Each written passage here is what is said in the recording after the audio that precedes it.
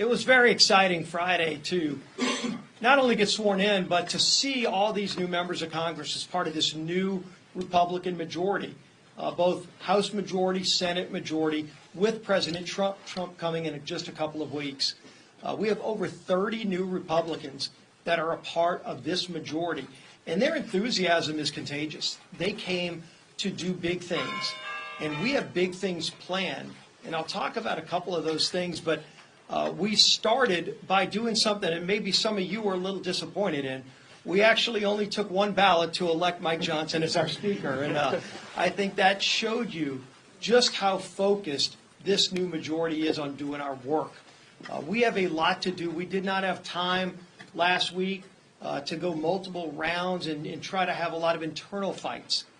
While we might have internal disagreements along the way, we are going to be focused on the people's business, and we have a lot of work to do to fix the mess, as Lisa pointed out, that Joe Biden, Kamala Harris, and the Democrats have left behind.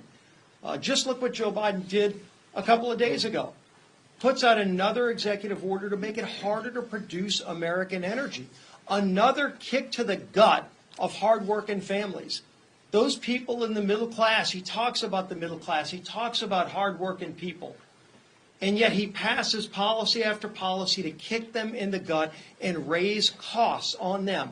Those actions on energy, anti-American energy policies, will raise costs even higher on those families who can't afford it. The good news for those families is help is on the way. We are starting the budget reconciliation process. We are already working with committee chairs. We've been doing this for months, but now we're doing it in a very direct way. We've worked with President Trump to make it clear that in February we're going to get our budget on the floor.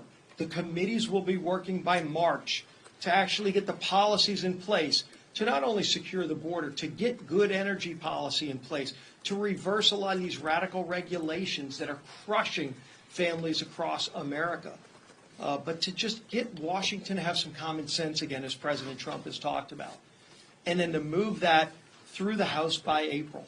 By Easter. It's an ambitious agenda, but it's an agenda that all of us signed up for.